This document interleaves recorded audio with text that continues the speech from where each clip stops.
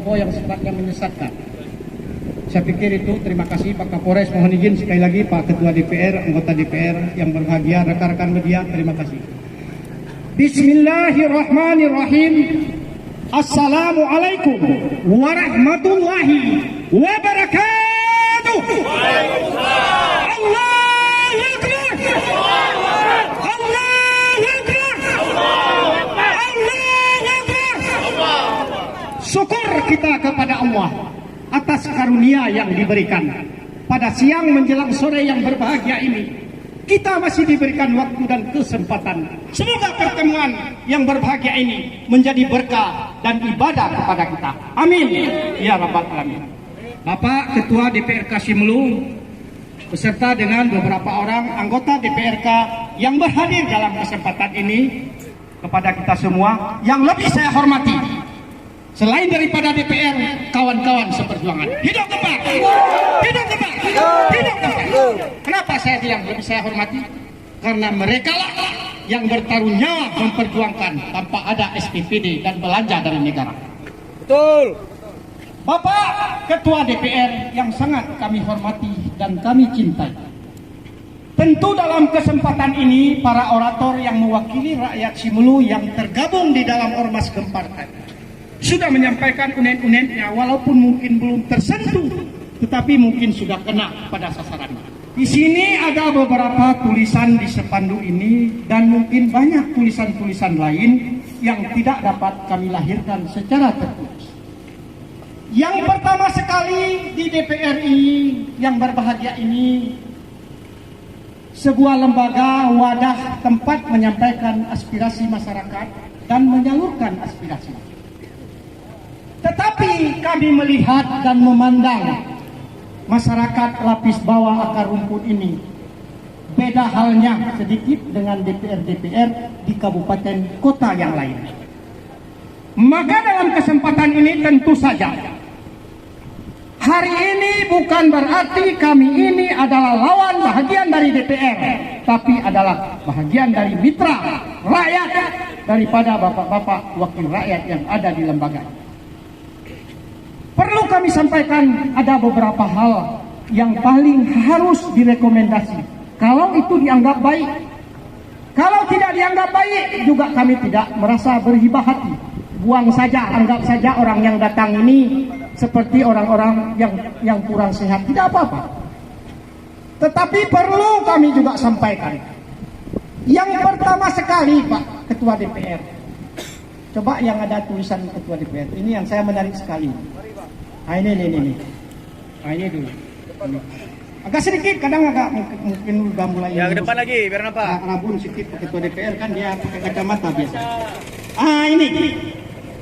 Ini bukan dari pinggir jalan ini Pak Ketua DPR. Kami dapat dari tong sampah, tidak. Surat yang ini saya dapatkan dengan saudara Irawan Rudiono. Saya dulu yang datang ke kantor PT UN, lalu saya tidak punya kapasitas, saya minta Irawan Rudiono.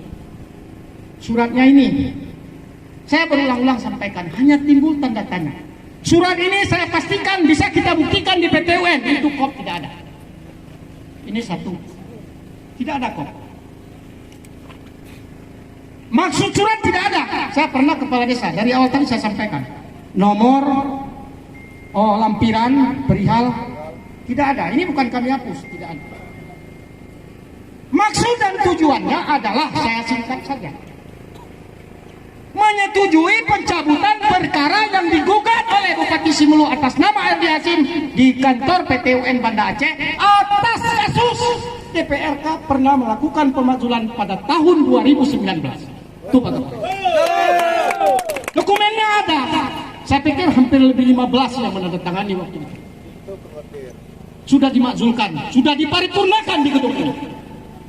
Secara aklamasi atas nama rakyat Simelu, terlepas dari persoalan hukum, sudah divonis oleh wakil rakyat. Tujuannya di sini seperti itu dengan nomor 45G/20/2019 PT UN Banda Aceh. Tujuan surat ini supaya kita paham. Saya juga baru tahu, kebetulan saya tidak sekolah. Salah satu syarat apabila ada gugatan di gedung PT UN Banda Aceh dari kita penggugat, kalau sudah masuk sudah terekam, maka kalau dicabut harus ada restu izin dari yang tergugat.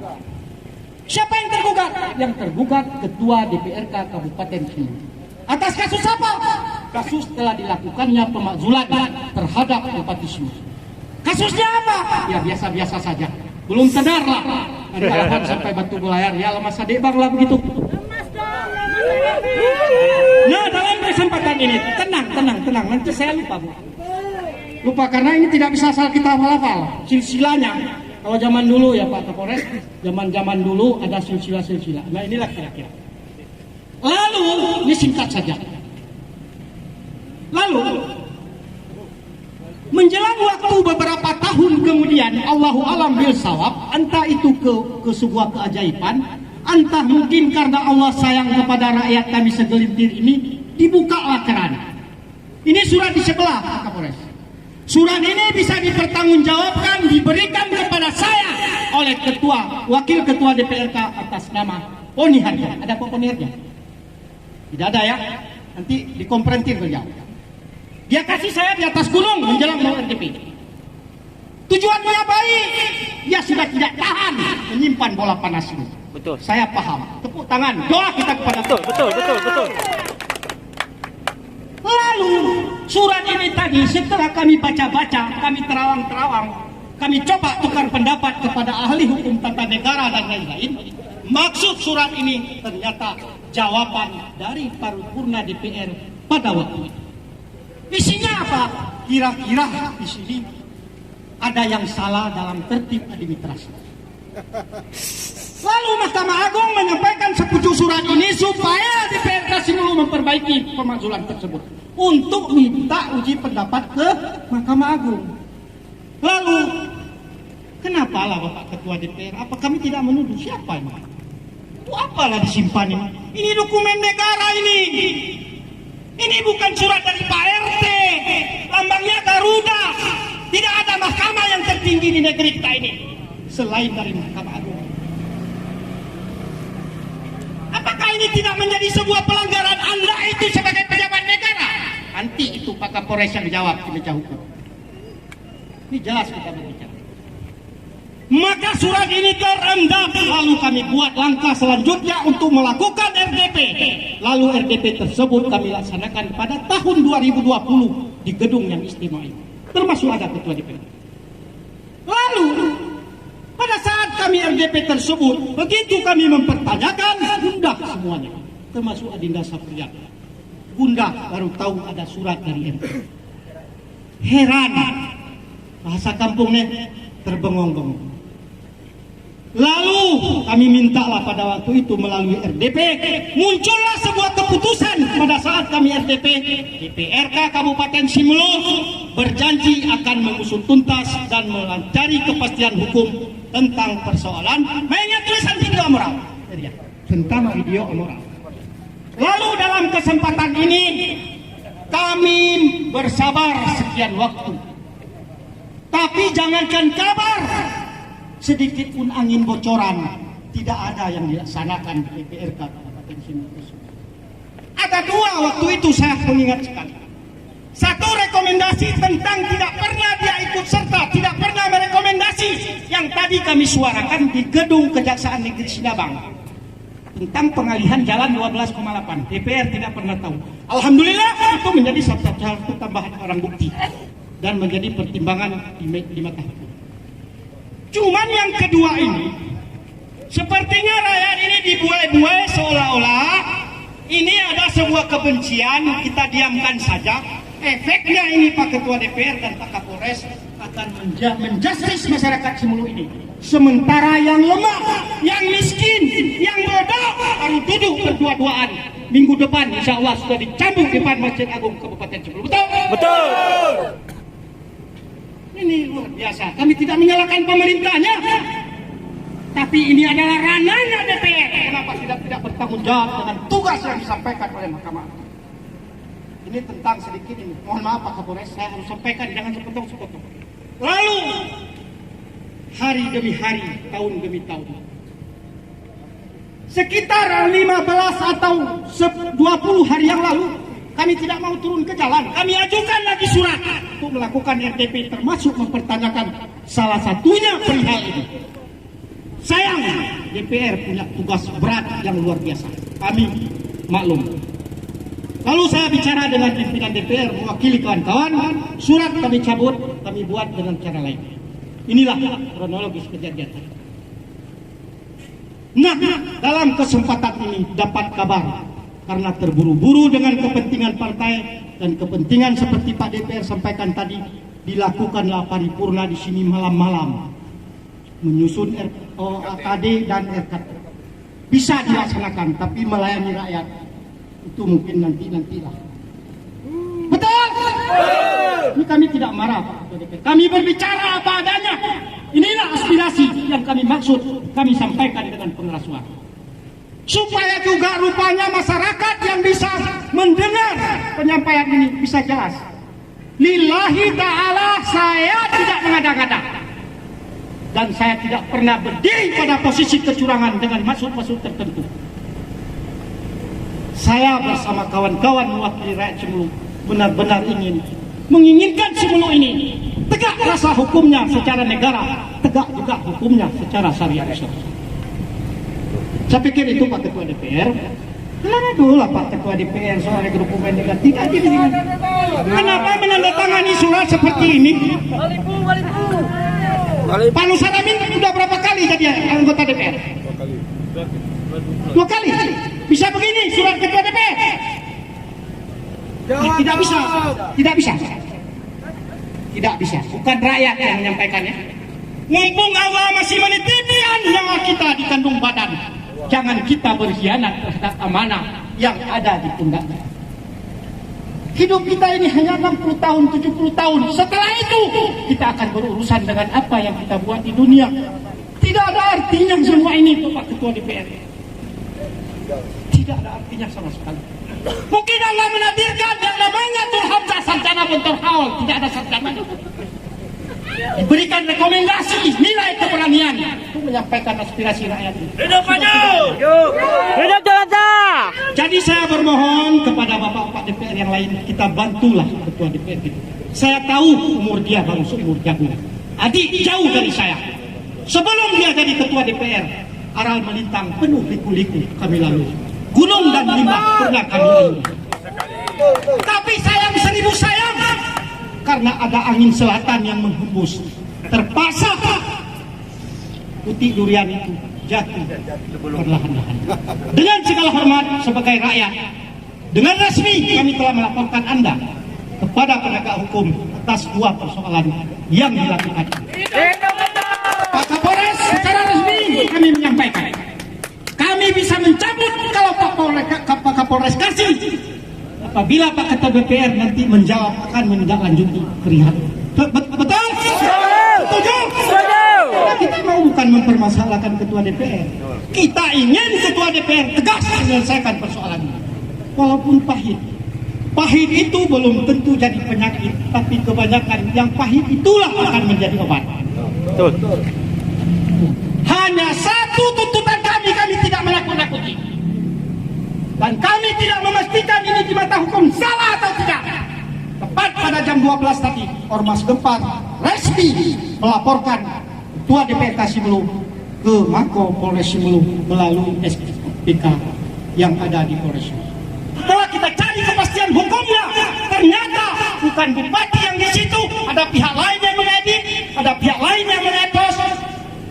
Maka sudah layak kita bersama-sama untuk mencari siapa aktor penyebar video amoral Bupati Cemulu yang telah memalukan rakyat.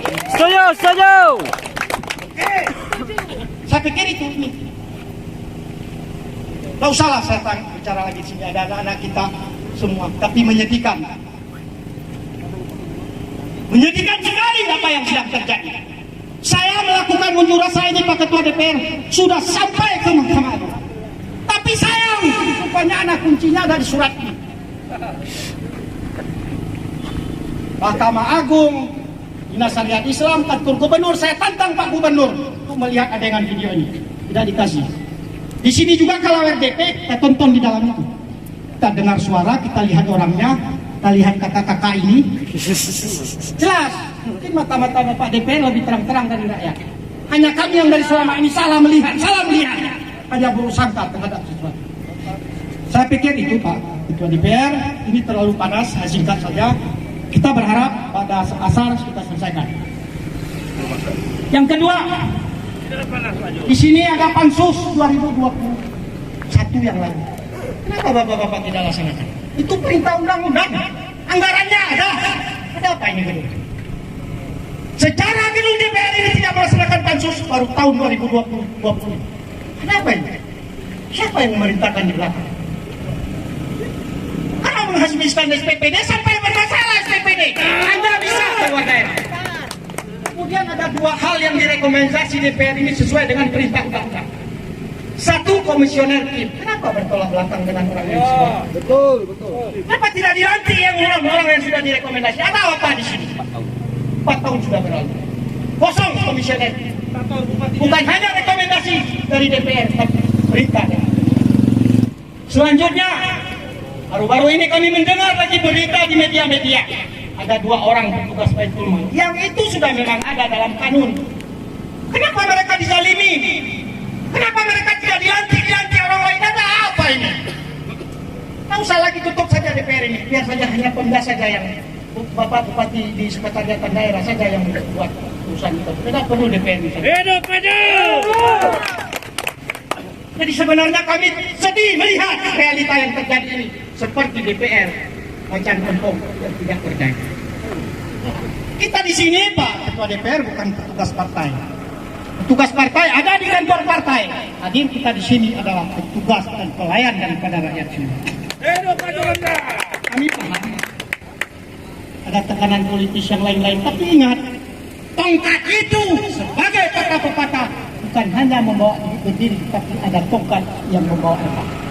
Kalau kami bicara di warung itu dipikir saya sudah gila dengan bahan-bahan ini. Tidak berhadapan begini. Tapi tolonglah teman nurani Bapak dan Ibu di DPR ini perbaiki daerah kita ini bersama-sama. Jangan ada kesan seolah-olah DPR ini ada toke, ada teko, ada pesanan dari belakang. Tidak sesuai selera, tidak. Tapi itu belum mengarah ke situ. Tapi kalau kami tidak tegur, mungkin hampir saja akan mengarah ke situ. Itu kan salah satu kecelakaan yang luar biasa. Masa anggaran daerah 2 tahun ini lebih kurang informasi kami dapatkan ada hampir 150 miliar. Masa gedung seperti itu tidak bisa teralokasi? Berapa banyak orang hari ini yang sudah jadi terdakwa sedang berurusan dengan hukum akibat lemahnya penegakan hukum. Ini maaf Pak Kapolri, bukan polisi, bukan jaksa. Dia saja. Makanya di DPR tadi kami tidak mau berurusan dengan mereka yang sudah hari ini ditangguhkan. Biasa dalam hukum dan ada aturan. Tapi jangan aktor utamanya terus dibina-bokokkan. Mungkin kemarin, mungkin sudah belanja sedikit, mau belum sudah mau habis ini, gempar berkomitmen sampai dengan tinggi darah penghabisan, sampai dengan habis jabatan yang sah tetap laksanakan. Saya pikir itu yang saya sampaikan. Banyak lagi kontrak daerah menyakitkan juga, kami banyak menampung. Baru saja selesai kuliah, pulang kemari, besok dapat keluar datanya menjadi kontrak daerah. Betul. Ada saudara-saudara kita yang punya pengalaman sekolahnya sarjana bertahun-tahun mengabdi, tak ada gaji, tapi tidak diangkat menjadi kontrak. Malah dipecat. Betul? Malah dipecat lagi. Saya tidak iri hati. Kalau istri saya sudah sejak dulu itu Kapolri, saya tahu konsekuensi apa yang saya buat. 13 tahun istri saya dengan anak yatim 3 orang di belakang. Tapi ada orang lain yang tidak merasa senang untuk memberikan lapar anak yatim. Ini tidak apa-apa. Allah Maha berkuasa. Dan saya masih mampu untuk menafkahkan mereka. Tapi sayang 2017 anak saya digendong kemana-mana umur 6 bulan untuk suksesi 2017. Saya tidak tutup-tutup. Kita sama-sama pemain waktu itu Pak Iwan. Jadi mungkin itu menyangkut dengan persoalan tumpang pilih tentang pengangkatan kontrak. Belum lagi tentang kelapa hari ini. Kita rakyat Simelu ini memilih pemimpin itu salah satu rekomendasi yang mampu memasukkan inspektor dari luar untuk membangun Kabupaten Simelu ini, membuka lapangan ekonomi masyarakat. 13 tahun. pabrik kelapa itu. Kami melihat di lapangan ada semacam kesewenang-wenangan untuk mengupah rakyat karena mereka menganggap tidak ada saingan. Apakah ini di belakang ada kong-kong yang bermain oknumnya? Allah alam. Ini Pak Kapolres, mohon juga sama-sama kita bantu karena yang kami angkat kemarin ini bukan kemauan kami, aspirasi, pesan. Bayangkan tahun yang lalu ada seorang masyarakat memukul-mukul kulit kelapa untuk mengupas, masuk ke matanya, lalu dia buta. Tanggung jawaban perusahaan tidak ada. Berpikirkah kita ini atau tidak? Berapa mereka beli, berapa mereka jual? Demikian tengkulak yang lain, tengkulak besi, tengkulak semua, tengkulak makan di atas pemerintahan.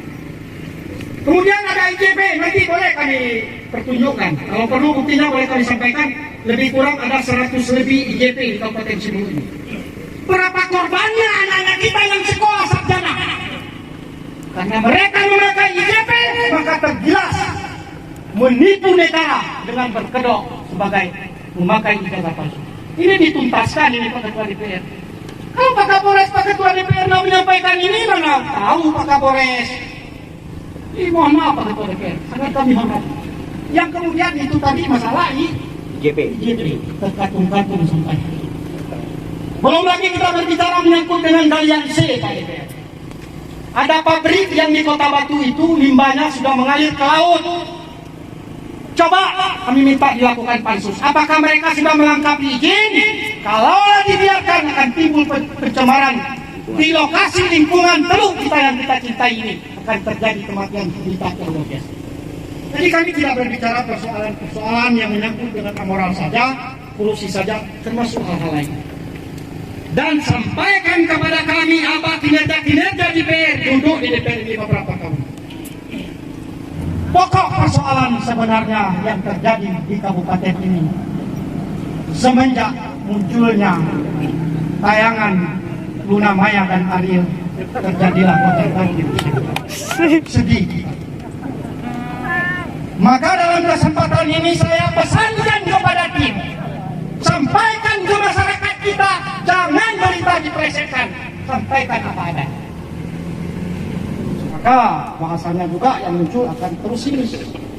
Tapi kalau kita bisa membicarakan sesuatu itu bukan bisik-bisik bagi-bagi uang.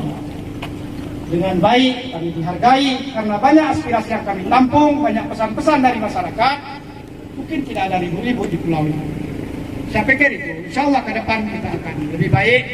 Saya yakin Pak Ketua DPR orangnya cukup bijak, terpimpin, dan terpelajar. Tujuan dan kesimpulan kegiatan hari ini, tolong dijelaskan. Sama sekali maksud dan tujuan kami melakukan aksi damai di depan DPRK Kabupaten Sibolga ini yang tadi sama kita lihat dihadiri oleh pimpinan DPRK Kabupaten Sibolga. Maksud dan tujuannya ada beberapa hal yang perlu kita pertanyakan, kita sampaikan petisi dalam bentuk tuntutan. Nah, yang paling mencuat di sini, yang paling prioritas adalah menyangkut dengan kepastian hukum persoalan video amoral. Nah, tadi sudah sama kita ketahui, yang pertama sekali apa yang kita suarakan dan kita sampaikan secara tertulis, surat dari PT UN tersebut yang ditandatangani Ketua DPR itu benar adanya. Sekarang tinggal lagi dari surat Mahkamah Agung. Sepertinya tadi kita menilai agak mengembang. Nah, dalam hal ini, yang pertama kami sudah melaporkan kepada pihak Polres Sibolga, Ketua DPRK Kabupaten Sibolga. Yang kedua kami telah melaporkan kepada BKD, Badan Kehormatan Dewan, tentang persoalan kode etik sebagai pimpinan DPRK Sibolga. Kami pikir itu di samping hal-hal lain. Pertama menyangkut dengan persoalan pabrik sari kelapa di alus-alus. Tadi sudah sama kita ketahui DPRK akan segera membentuk pansus untuk melakukan peninjauan atau tindak lanjut dan memanggil semua pihak-pihak yang terkait dengan persoalan yang kita sampaikan tersebut. Demikian juga tentang IJP, demikian juga tentang persoalan tentang limbah, demikian juga tentang persoalan di Baitul Mal. Tapi kami sedikit agak kecewa tadi Pak Ketua DPR mengatakan bahwasanya apa yang sudah dilakukan tersebut tidak bertentangan dengan Kanun nomor 10 tahun 2018. Nah, ini ya silakan saja nanti biar yang lebih memahami tentang hukum. Mudah-mudahan semuanya ini Yang pertama, target kita video amoral. Kami berharap ada kepastian hukum. Kalau DPRK, pimpinan bertanggung jawab untuk melaksanakan pansus, untuk menindaklanjuti video tersebut, dapat kami pastikan surat yang kami laporkan ke polisi tersebut bisa kami cabut. Tapi apabila ini tidak ada tindak lanjut, maka setelah Lebaran ini, kami dari Ormas Gempar dengan massa yang lebih banyak akan mempertanyakan hal ini kepada Bapak Kapolres tentang sejauh mana tindak lanjut dari penanganan akibat dari dilenyapkannya surat dari Mahkamah Agung dan ditandatanganinya surat yang terkesan seperti surat bodong. Baik, terima kasih sudah kami terima dan kami nanti coba pelajari, nanti akan didokumentasikan oleh pihak Sekwan. Kami titip sama untuk satu untuk BKD, satu untuk memang ini petisi kami. Satu kami titip untuk BKD. Ya. Ini kami titip sama Bapak, tolong disampaikan. Amanah dari masyarakat. Siap. Terima kasih Bapak-bapak, Ibu-ibu, saudara-saudara.